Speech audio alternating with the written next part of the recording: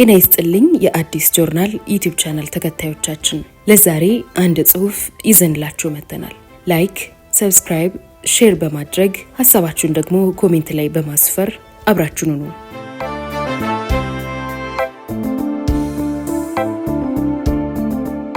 ህሊናዬ ንጹህ ነው፣ የገደልኩትም ያስገደልኩትም ሰው የለም። ከሳሌም መጽሔት የተወሰደ።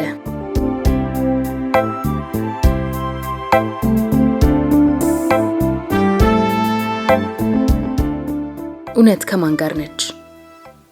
ሌተናንት ኮሎኔል ደበላ ዲንሳ በቀድሞ ስርዓት ከነበሩት ከፍተኛ ባለስልጣኖች አንዱ ናቸው።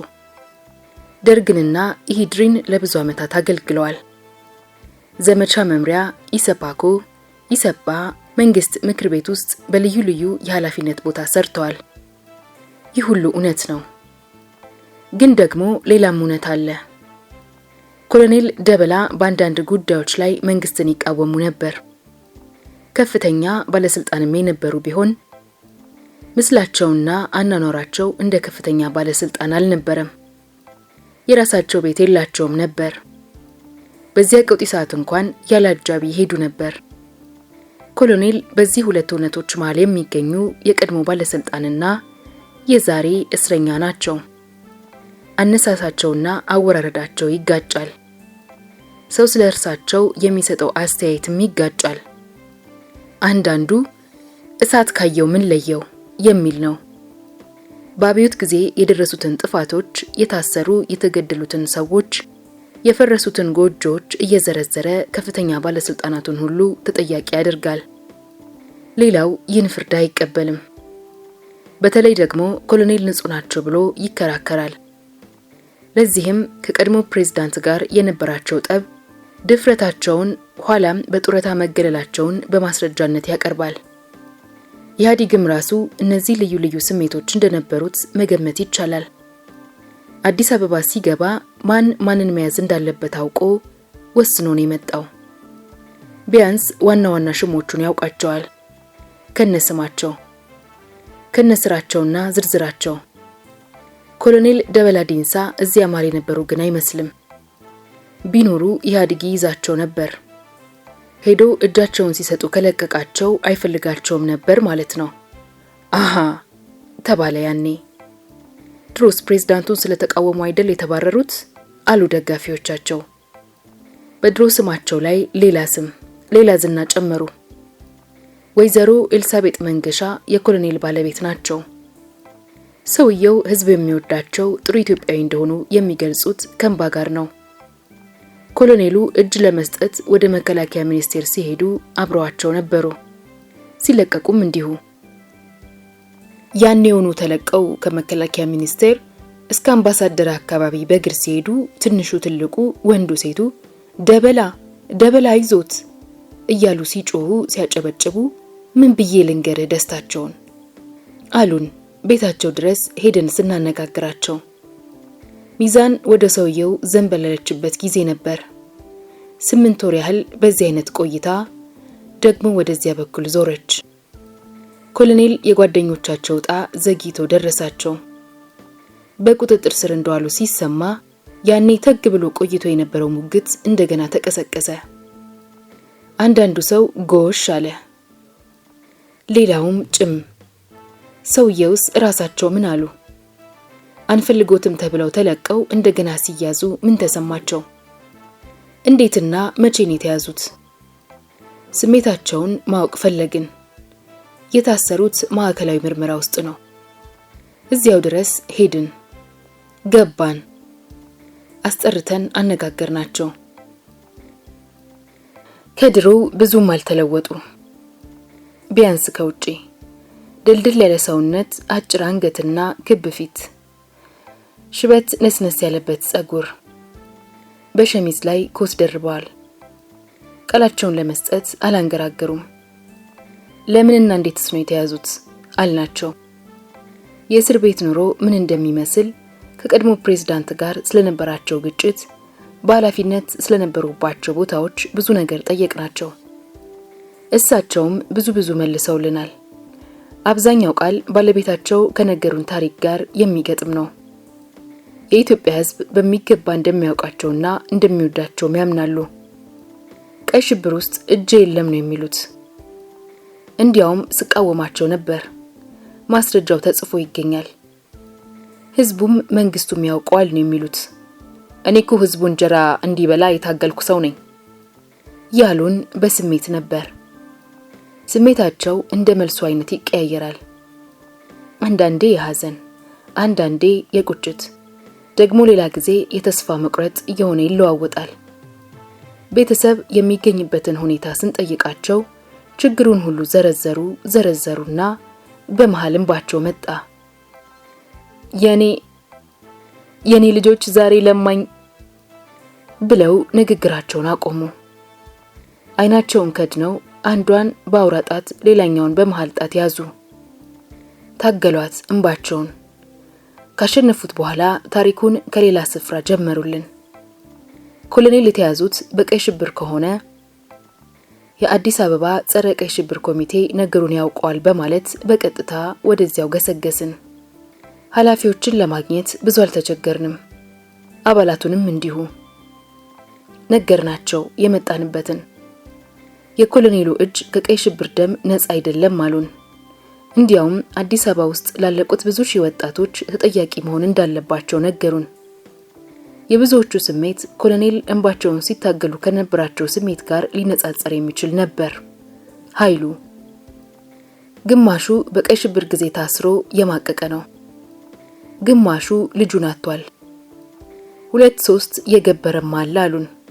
በጥይት ተበሳስቶ የተገኘ የልጃቸውን ሬሳ በ8 ብር የገዙ አባት፣ 4ቱንም ልጆቻቸውን አጥተው ያበዱ እናት ብዙ አጫወቱን። ቃላቸው በቴፕ እንዲቀዳ ግን አልፈለጉም። ምን ነው አልናቸው። ከሕግም ከአግባብነትም አንጻር ተንትነው ዋናውን ኃላፊ ለማግኘት ከነገ ወዲያ ኑ ሲሉን እሺ ብለን አመስግነን ወጣን። በዛሬና በነገ ወዲያ መሃል አንድ ሙሉ ቀን አለ። ሰውየው የሚሉትን ሰምተናል። ተቃዋሚዎቻቸው የሚሉትን ለመስማት ደግሞ ቀጠሮ ወስደናል። እስከዚያው ሰፈራቸው ሄደን ሰዎችን ስለ ኮሎኔል ብንጠይቅስ? በእርግጥ ተወዳጅ ነበሩ ወይ? ከሆኑ በታሰሩ ጊዜ ምን አለ ህዝቡ? ወይስ ግፍ ሰርተዋል ብሎ ነው የሚያማርረው? ኢህአዴግ በፈታቸው ጊዜ ተቃውሞ ነበር? መጀመሪያስ ይያዙልን ብሎ ጠይቆ ነበር ወይ? የአቶ ደበላ ስሜት በጣም የተረበሸው ስለ ቤተሰቦቻቸው የጠየቅናቸው ጊዜ ነበር። ለምን እሳቸው ቤት አንሄድም? ባለቤታቸውና 7 ልጆቻቸው ምን ይላሉ? እቅዳችን ሙሉ በሙሉ ባይሳካም ሰፈራቸው ድረስ መሄዳችን አልቀረም። የጥያቄያችን መልሶች ለማግኘት በዚያ ጭር ያለ መንደር ከላይ ከታች ተመላልሰናል። የግቢ በሮች ሁሉ ዝግ ናቸው። መንገዱ ላይ ሰዎች አይታዩም።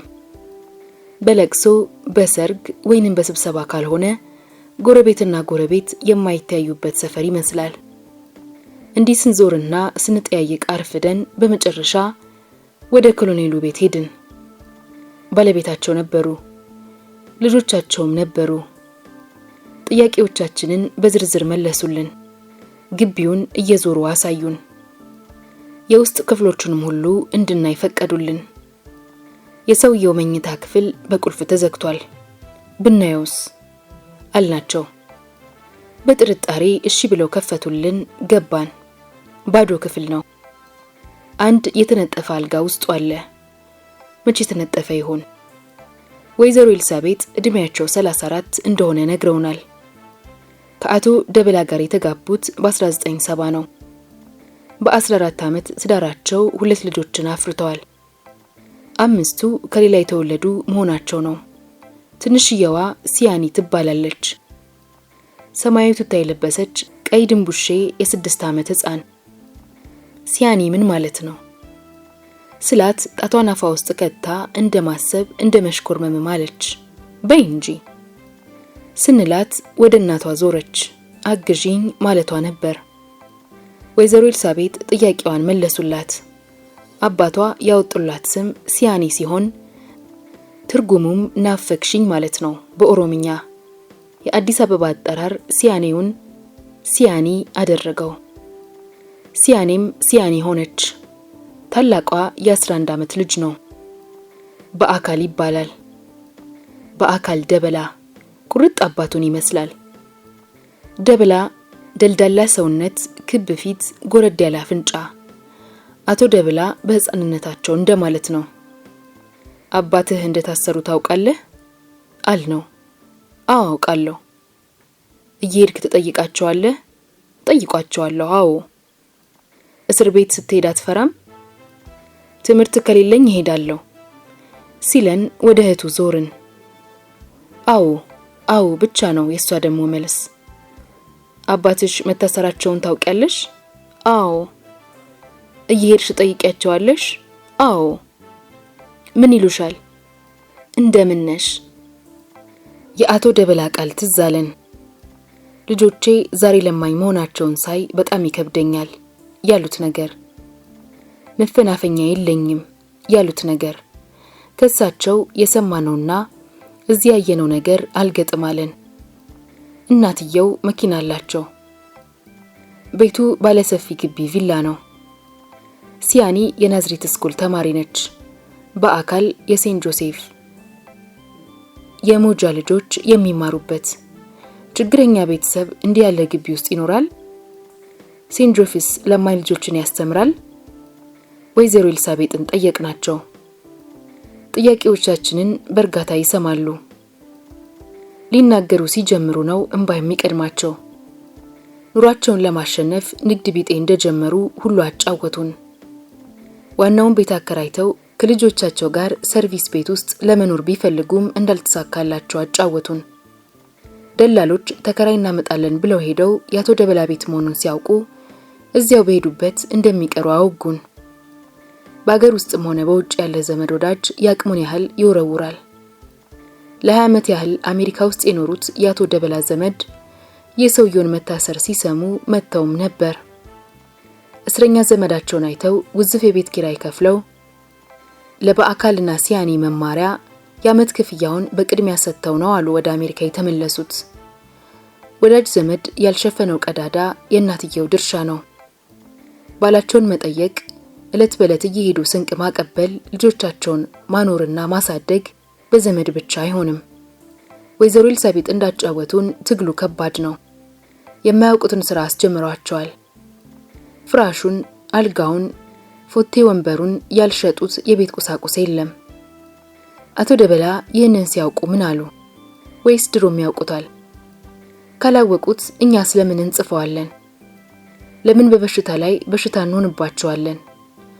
ጠዋት 5 ሰዓት ላይ ነበር ከመኖሪያቸው የደረስነው። ከዚያ በፊት የአካባቢው ነዋሪዎች ስለ አቶ ደበላ ያላቸውን ስሜት ለማወቅ ሞክረናል።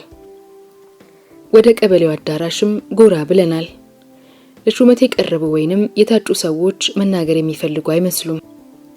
አንዳንዱ ሰው ይፈራል፣ ሌላው እንደ ልቡ ይናገራል። ግን ስሜን አትጥቀሱ፣ ፎቶም አታንሱኝ ብሎ ነው ስለ አቶ ደበላ የሚናገረው። አይቶ ከማጣት ጭሩሱን ነው ለማየት ይሻላል ወንድሞቼ አሉን አንድ ሰውዬ። በአቶ ደበላ መታሰር ያዘኑ ሰፈርተኛ ናቸው። በእድሜ ገፋ ያሉ። እንዴት አልናቸው። ለምሳሌ ጃንሆይ ከ50 ዓመት በላይ ገዝተዋል። በወርቅ ምንጣፍ እየሄዱ የወርቅ ካባ እየለበሱ ነው ኢትዮጵያን የገዟት። ያላዩት ዓለም የለም። እግዚአብሔርን ብቻ ሲቀር ሁሉን አይተዋል። ምን ነው ቢሉ ንጉስ ናቸው። ኋላ ግን ህዝቡን አዳለ። ተጠረጠሩ ጃንሆይ፣ ተተቹ በአደባባይ። ብዙም አልቆየ ታሰሩ ተባለ። ንጉስ ሆነው ቆይተው ከመታሰር እንዲያው ፊቱኑ ባልነገሱ። ወይዘሮ ኤልሳቤጥ የተናገሩት ችግር የኚህን ሰው ንጽጽር አስታወሰን። የዛሬን አድርገውና እሳቸውም ድሮ የአንድ ከፍተኛ ባለስልጣን ሚስት ነበሩ። ዛሬ የቤት ዕቃ ያወጡ መሸጥ ደርሰዋል። ባለስልጣን ባያገቡ ይሻላቸው ነበር ይሆን? አቶ ደበላ ዲንሳ የደርግ አባል ነበሩ። የኢሰባ ማዕከላዊ ኮሚቴ አባልም ነበሩ። የአብዮታዊ ዘመቻ መምሪያ ኃላፊም ነበሩ። የሸዋ ክፍለ ሀገር አስተዳዳሪ ነበሩ። ያን ሁሉ ሹመት አልፎ ነው እንግዲህ በመጀመሪያ ጡረተኛ፣ ዛሬ ደግሞ ያው እስረኛ የሆኑት። ያን ሁሉ ከፍታ ወጥቶ ከመውረድ ጭርሱኑ ባይወጡ ይሻላቸው ነበር ማለት ይቻላል። እውነት ለመረዳት የተከሳሹን ብቻ ሳይሆን የከሳሽንም ቃል መስማት ያሻል። ያኛውስ ወገን ምን ይናል? በምን ወንጀል ነው የሚከሳቸው? ማስረጃስ አለ ወይ? እነዚህንና ሌሎች ጥያቄዎችን ይዘን ወደ አዲስ አበባ ጸረ ቀይ ሽብር ኮሚቴ ቢሮ ስንሄድ የቀጠርናቸውን ሰዎች አገኘናቸው። ሁሉም ነበሩ። ስሜታቸው አልተለዋወጠም። የቀይ ሽብር አራማጆችን ሕግ ፊት ለማቅረብ እንደቆረጡ ናቸው። ግን ሁሉንም በዝርዝር ለማወቅ ወደ ሀገር ውስጥ ጉዳይ ሚኒስቴር ብትሄዱ ነው የሚሻለው አሉን። ይቻላል ግን ጠየቀ አንዱ ከመካከላችን። በሚገባ ስንሄድ እውነትም ይቻላል። ከኃላፊዎቹ ጋር ስንገናኝ የመጣንበትን ጉዳይ ነገርናቸው። ኮሎኔል ደበላ የታሰሩበትን ምክንያት ጠየቅናቸው። የመንግስትና የአዲስ አበባ ጸረ ቀይ ሽብር ኮሚቴ አቋም ተመሳሳይ ነው። በቀይ ሽብር ዘመቻ የአያሌ ወገኖቻችን ንጹህ ደም ፈሷል። የአንድ ዘመን ወጣት ትውልድ በጭጋኔ ተፈጅቷል። የአንድ አብዮታዊ ሞት በሺህ አናርኪስቶች ሕይወት እየተመነዘረ በደማቸው መፈክር ተጽፏል። ኢትዮጵያውያን በኦሪት ጊዜ ያልታየ ጭካኔ የተፈጸመባቸው በቀይ ሽብር ዘመን ነው። ማን ፈጸመው? ስርዓቱ ነው የኃላፊዎቹ መልስ። ስርዓቱ በአንድ ሙሉ ሰው ሊመሰል ይችላል። ጆሮዎቹ፣ አይኖቹ፣ ሆዱ፣ እጁና እግሮቹ ከሌሉ ሰውየው ሰው፣ ስርዓቱም ስርዓት አይሆንም። ዋናው ግን ራስ ነው ይባላል። ደርጉ ኢሰፓኮ ዘመቻ ማስተባበሪያው የፓርቲው ማዕከላዊ ኮሚቴ የስርዓቱ ልዩ ልዩ ራሶች ነበሩ። ኮሎኔል ደበላ ሁሉም ውስጥ ነበሩበት። ለምን ታዲያ መጀመሪያው ነው አልተያዙም? ኃላፊው ይህንን ጥያቄ ይመልሱታል። ከኢህአዴግ ለሰውየው የነበረው ግምት ልክ እንደ ህዝቡ እንደነበረ የተለቀቁትም በዚህ ምክንያት እንደሆነ ውሎ አድሮ ግን ስለሳቸው ብዙ መረጃዎች መገኘታቸውን ጠቅሰው ሲያገላብጡ ብድግ ለማለት ቃጣን። አንዱ የአቤታዊ ግለሰብ ታሪክ ማህደር የሚል ርዕስ ከውጪ ሰፍሮበታል። የውስጥ ገጾቹ ልዩ ልዩ ጥያቄዎች ኖረውት ከእያንዳንዱ ጥያቄ ስር ለአባላቱ መልስ መስጫ የሚሆን ክፍት ቦታ አለ። ኮሎኔል ደበላ ጥያቄዎቹን ሁሉ በራሳቸው እጅ ጽሑፍ የመለሱበት መዝገብ ነው። 46ኛው ጥያቄ የተሳትፎ ታሪክን ከነማስረጃው ግለጽ የሚል ነው።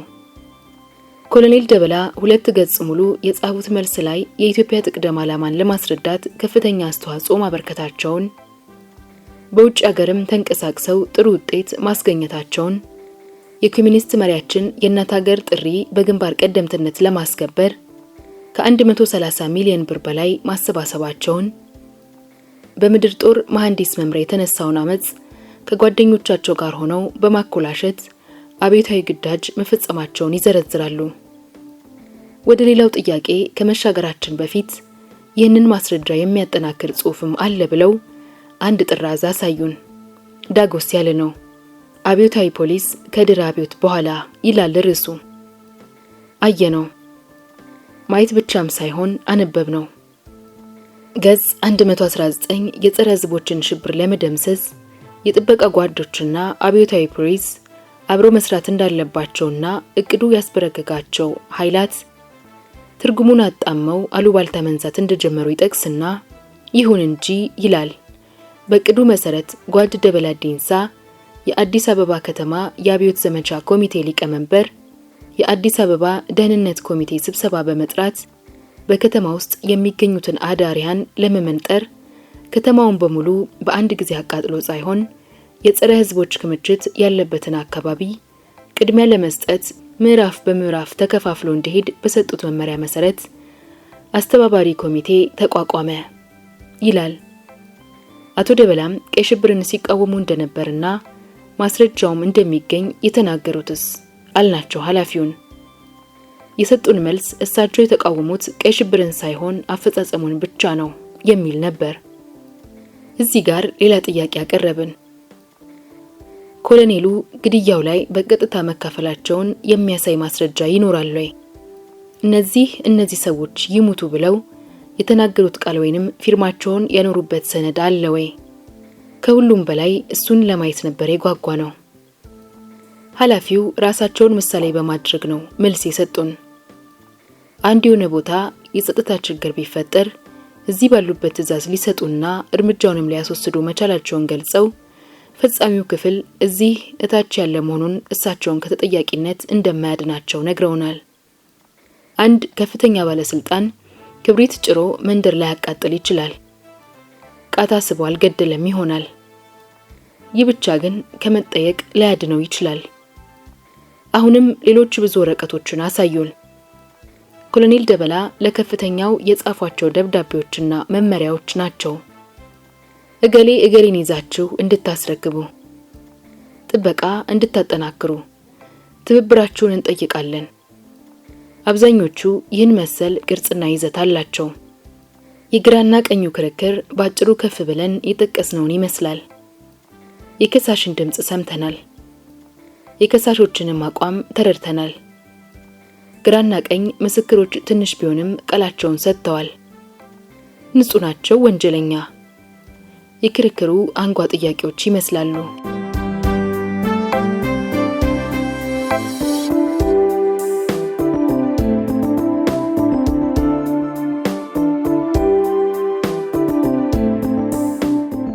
ህሊናዬ ንጹህ ነው። ከኮሎኔል ደበላ ዲንሳ ጋር እስር ቤት ውስጥ የተደረገ ቃለ ምልልስ። ሳሌም መንግስት ውስጥ የነበሩትን የስልጣን ኃላፊነት ቢገልጹልን። ሌተናንት ኮሎኔል ደበላ በቀድሞ መንግስት 17 ዓመት በተለያዩ የኃላፊነት ቦታዎች ሰርቻለሁ። በመጀመሪያ የአዲስ አበባ አብዮታዊ ዘመቻ ኮሚቴ ዋና ሰብሳቢ ነበርኩ። ከዚያም የሸዋ ክፍለ ሀገር የኢሰፓኮ ተጠሪና የኢሰፓ አንደኛ ጸሐፊ በመሆን አገልግያለሁ። በመጨረሻም ጡረታ ከመውጣቴ በፊት በመንግስት ምክር ቤት ምክትል ፕሬዝዳንት ሆኜ ለ2 ዓመት ሰርቻለሁ። ሳሌም ኢህአዴግ አዲስ አበባን ከተቆጣጠረ በኋላ ሌላው ባለስልጣን ሁሉ ሲያዝ እርሱ ያልተያዙት ለምን ይመስሎታል? ሌተናንት ኮሎኔል ደበላ ኢህአዴግ ድንገተኛ ውሃ ደራሽ አልነበረም። እዚያው ያለበት ሆኖ የእያንዳንዳችንን ታሪክ ያውቅ ነበር ብዬ ገምታለሁ። ድል አድርጎ እንደገባ እንደማንኛውም የደርግ ባለስልጣን ከነበርኩበት ሄጄ መከላከያ ሚኒስቴር እጄን ሰጠው። በዚያም የነበሩት የኢህአዴግ ባለስልጣኖች በክብር እርሱ አይፈለጉም አሉኝ። ኢህአዴግ በርግጥ ለቆኛል አልኩኝ። አዎ። መኪና ውስጥ ይግቡና ቤቶና ድርሶ ሲሉኝ እንግዲያውስ መኪና አልፈልግም በእግሬ ሄዳለሁ ብዬ ብቻዬን ከመከላከያ ሚኒስቴር ግቢ ወጣሁ። እደጅ ተሰብስቦ የነበረው ህዝብ ስሜን እየጠራ በመጮህና በማጨብጨብ አጅቦ ቤት ያገባኝ። ሳሌም በ1969 ዓ.ም ቀይ ሽብርን ይቃወሙ ነበር ይባላል። ይሄ ትክክል ነው? ሌተናንት ኮሎኔል ደበላ ትክክል ነው። ይኸው ተግባሬ በጋዜጣ በሬዲዮና በቴሌቪዥን በወቅቱ ተደጋግሞ ተገልጿል። በዚያን ወቅት ቀበሌዎችን ሰብስቤ ማንኛውም ሰው አጥፍቷል ከተባለ ጥፋቱ ተረጋግጦ በፍርድ ቤት ይጠየቃል እንጂ መግደል ትክክል እንዳልሆነና ወንጀሉነትንም ማስረድቻለሁ። እናንተ ሰውን ያላግባብ የምታስሩና የምትገሉ የዛሬ ንጉሶች ትላንት አንድ ንጉስ ኢትዮጵያን በድሏል ብለን ከስልጣን ያወረድነው 284 ንጉሶችን ለመተካት አይደለም ያልኩትም እኔ ነኝ። ሳሌም ለዚህ ሁሉ ማስረጃ አለው? ሌተናንት ኮሎኔል ደበላ ማንንም መጠየቅ ይቻላል። አሁን በህይወት ያለው ህዝብም ስራዬን አይቷል፣ ሰምቷል። ከዚህ በላይ በየቀበሌው እየተዘዋወርኩ የታሰሩትን ወጣቶች በምን ምክንያት እንደሆነ በመጠየቅ ወረቀት ስላቀረበው ወረቀት ስላነበቡ ነው የሚል መልስ በማግኘት እንዲፈቱ አድርጌያለሁ። በዚህም ድርጊቴ አንተ ብሔረ ጠባብ ነህ የሚል ስም ተሰጥቶኝ ነበር። ጠባብ ምንድነው? ሰፊስ ምንድነው? ትርጉም የሌለው ነገር በህዝብ መካከል ማስረጨት አይገባም ያልኩትም እኔ ነኝ። ሳሌም አሁን ሊያዙ የቻሉት በቀይ ሽብር ወንጀል ነው የሚል ጭምጭምታ አለ። ይህ ምን ያህል እውነት ነው? ሌተናንት ኮሎኔል ደበላ እንዲህ የሚባል ከሆነ ስህተት ነው ላለው።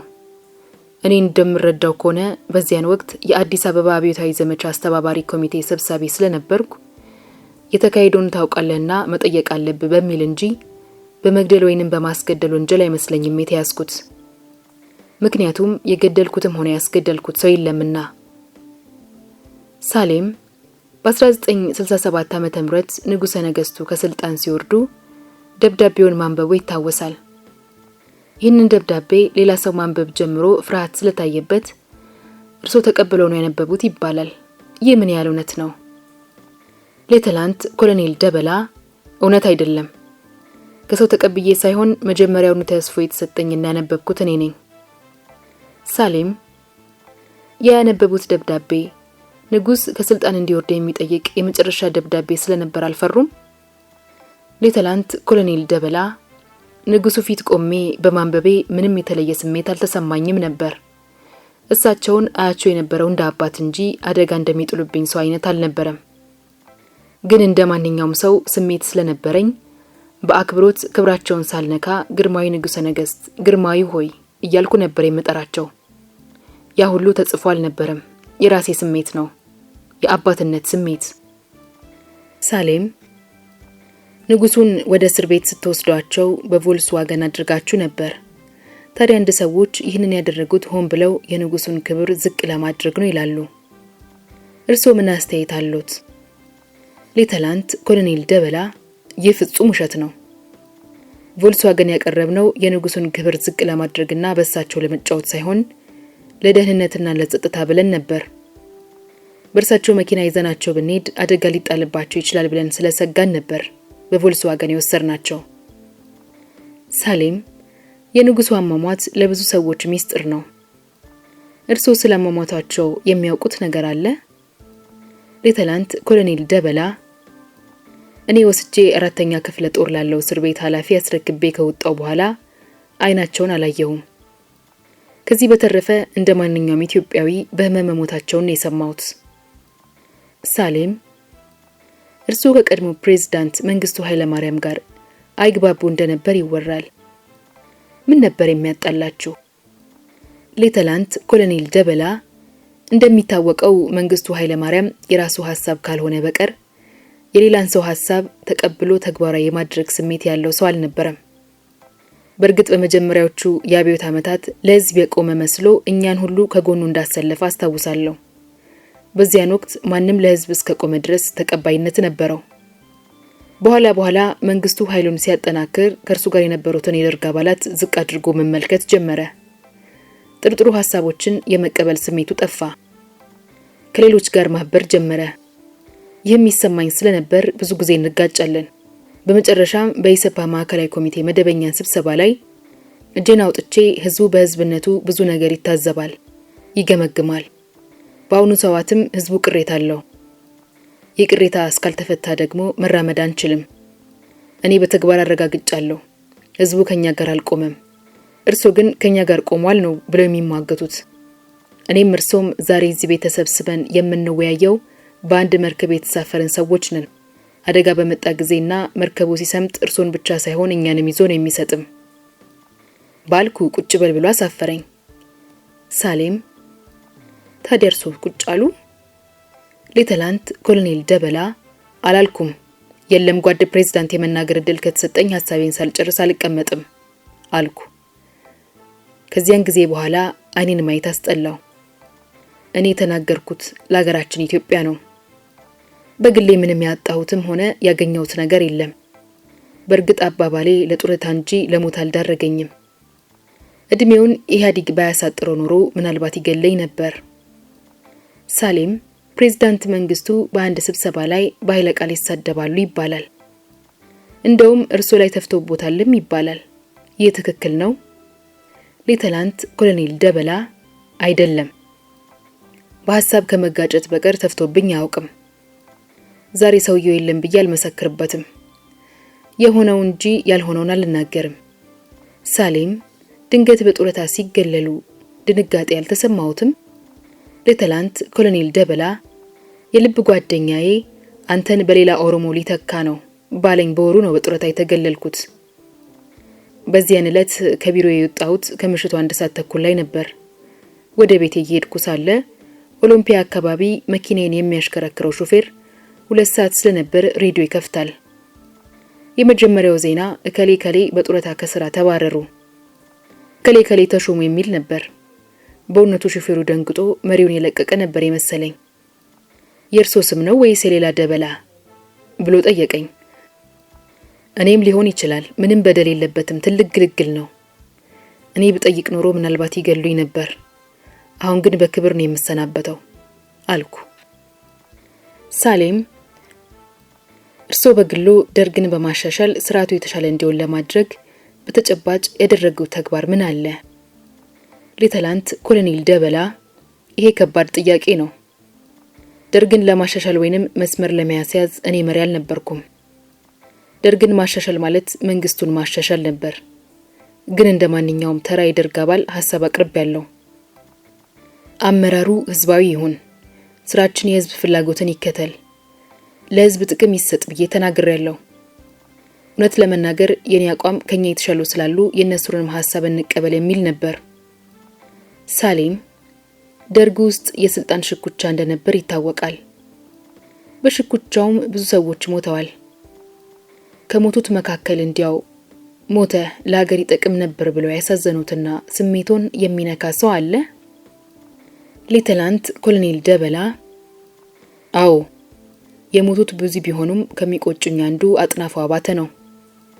አጥናፉ አባተን ለሞት ያበቃው በ1967 ዓ.ም መደበኛ ስብሰባችንን ጨርሰን በሰባት ሰዓት ልንወጣ ስንል ጥያቄ ያለኝ ወንድሞቼ እንዳትበተኑ ይላል። በዚያ ጊዜ ጓድ የሚለው ቃል የለም ነበር። ስብሰባውን ይመራ የነበረው መንግስቱ ወንድሞቼ አንድ ጊዜ ቆዩ ሲል ሁላችንም ተመልሰን ቁጭ አለን። ጥያቄ ምንድነው ተባለ አጥናፉ። ሶሻሊዝም እያልን ኢትዮጵያን እየገደልናት ነው። ይህ ስርዓት በኢትዮጵያ ተጨባጭ ሁኔታ ለህዝቡ እምነትና ባህል አስቸጋሪ ስለሚሆን ሁኔታዎችን እስኪ እንይ ብሎ ይናገራል። እያንዳንዱ የደርግ አባል በአጥናፉ ሐሳብ ላይ አቋሙን ይግለጽ ተባለ። እኔም የመሰለኝን ተናገርኩ። ችግሩ የርዕዮተ ዓለም ምንነትን አለመረዳት ስለሚሆን እስቲ ለ3 ወር ውጪ ጉብኝት አድርግ፣ ከዚያ ደግሞ መንግስቱ ሄዶ ጎብኝቶ ይምጣ፣ ሁለታችሁ ስትስማሙ ነው ልትመሩን የምትችሉት ብዬ ነበር። በማግስቱ በሌላ ጉዳይ ስብሰባ እንዳለን አጥናፉን አስነስተው ወሰዱት። ከ2 ቀን በኋላ እርምጃ እንደተወሰደበት በሬዲዮ ተገለጸ። ይህ በጣም ይሰማኛል። ሳሌም፣ ሌሎችስ? ሌተናንት ኮሎኔል ደበላ፣ ሌሎችም አሉ። ከጀነራል ተፈሪ ባንቲ ጋር የተገደሉት የደርግ አባሎች እና ለማየሁ ኃይሌ፣ ተፈራ ደመቀ፣ የ10 አለቃ ኃይሌ ባይላይን የመሳሰሉት። የጀነራል ተፈሪም ቢሆን የሚያሳዝኑ ሰው ናቸው። ሳሌም፣ ከታሰሩ ስንት ጊዜ ሆኖት? ሌተናንት ኮሎኔል ደበላ፣ ቅድም እንደገለጽኩት የዘመቻው ሊቀመንበር ሆኜ በመሰራበት ጊዜ ለቀበሌዎች ደብዳቤ ጽፌልህ የስም ዝርዝር አለ የሚል ተነግሮኛል። የስም ዝርዝር ማለት ምን ማለት እንደሆነ ግልጽ አይደለም። ያን ጊዜ እየሰራ የነበረው በእኔ እምነትና ፍላጎት ሳይሆን በመመሪያና በአዋጁ ነበር። የተያዝኩበት ጉዳይ እሱ እንደሆነ ቢነገረኝም እኔ ህሊናዬ ንጹህ ነው። ከቀበሌው ቀይ ሽብር ጋር ግንኙነት አልነበረኝም። ከዚህም በላይ ቀይ ሽብርን እቃወም እንደነበረ ህዝቡም ያውቃል፣ መንግስትም ያውቃል። ሳሌም፣ እዚህ እስር ቤት ከገቡ በኋላ የቤተሰቦቹ ሁኔታ እንዴት ነው? ችግር ላይ ናቸው? ሌተናንት ኮሎኔል ደበላ፣ ከስራ ከመገለሌ በፊት ባለቤቴ ስራ ነበራት። ከዚያ በኋላ ግን አንተኑ ጠብቃለሁ ብላ ስራ ቆመች። 7 ልጆቼን የማስተዳድረው ለ31 ዓመታት ባጠራቀምኩት የጥሮታ ገንዘቤ ነበር። ሌላ ግን የለኝም። አሁን ቤተሰቦቼ ችግር ላይ ነው ያሉት። ከዘመድ ሳይሆን እኔ በኢትዮጵያዊነት ከሚደግፉኝ ሰዎች ድጎማ የተደረገላቸው ነው የሚኖሩት። ሳሌም፣ አሁን ጥረታው ታግዷል ማለት ነው? ሌተናንት ኮሎኔል ደበላ፣ አሁን ከታገደ 9 ወር አልፏል። የህይወት ኢንሹራንስም ነበረኝ፣ እሱም ታግዷል። ምንም ያገኘሁት ነገር የለም። እኔ በታሪኬ ውስጥ ገንዘብ ኖሮኝ አያውቅም። የራሴም የሆነ ቤት እንኳን የለኝም። በኪራይ ነው የምኖረው። ኪራይ መክፈል አለመቻሌንም ለመንግስት አመልክቻለሁ። ምንም መፈናፈኛ የለኝም። ሳሌም፣ እዚህ እስር ቤት ውስጥ ያለውስ ኑሮ ችግር አለው? ኮሎኔል ደበላ፣ እውነት ለመናገር ጥሩ ነው። ቤተሰቦቼ በቀን 2 ሊያዩኝ ይችላሉ። ይሄ ራሱ ትልቅ ተስፋ ነው። አሁን ባለብኝ ችግር ከቤተሰቤ ጋር ባልገናኝ ኖሮ ትልቅ አደጋ ላይ ወድቅ ነበር። እዚህ መተው ሳያቸው ጽናናለሁ፣ እነርሱም ያጽናኑኛል። ሳሌም ፍርድ ቤቶች ይቋቋማሉ ተብሏል። አቃቤ ሕግም ተቋቁሟል። እነዚህ ፍርድ ቤቶች በእርግጥ ከመንግስት ነፃ ሆነው ይሰራሉ የሚል እምነት አሉት? ኮሎኔል ደበላ ፍርድ ቤቶች በሕግ ብቻ እንደሚመሩ ቃል ተገብቷል። የኔም እምነት እንዲያ ይሆናል የሚል ነው። ሳሌም ውሳኔውን የሚሰጠው የኢትዮጵያ ሕዝብ ቢሆን ግን እርሶ ላይ ምን የሚፈርድ ይመስሎታል? ኮሎኔል ደበላ ውሳኔውን ሕዝብ ይስጥ ቢባል ነገ ጧት ተለቅቄ ከቤተሰቦቼ ጋር እንደምቀላቀል እርግጠኛ ነኝ። እንዲያውም እዛ ቤት አደባባይ ሕዝቡ ትሪቡን ላይ ሆኖ እኔ ደግሞ መሬት ሆኜ ይህ ሰው ማን ነው ቢባል በጣም ደስ ይለኝ ነበር። ሳሌም ያኔ ስልጣን ላይ በነበሩበት ጊዜ ይህንን ሳልሰራ ይህንን ሳላደርግ አለፍኩ ብሎ የሚቆጮት ነገር አለ? ኮሎኔል ደበላ አንዳችም የሚቆጨኝ ነገር የለም። የተሟላ ባይሆንም የበኩሌን ሰርቻለሁ ብዬ አምናለሁ። ለመስራትም ብዙ ተስፋ ነበረኝ። የኢትዮጵያ ሕዝብ አንዲት ግማሽ ፍንጃል እህል መግዛት በማይችልበት ወቅት በድፍረት በየኬላው ወጥቼ እየዞርኩ የቻለ ኢትዮጵያዊ 1 ኩንታል ጤፍ በየወሩ ይዞ እንዲገባ ያደረኩ እኔ ነኝ። ለዛሬ አበቃን።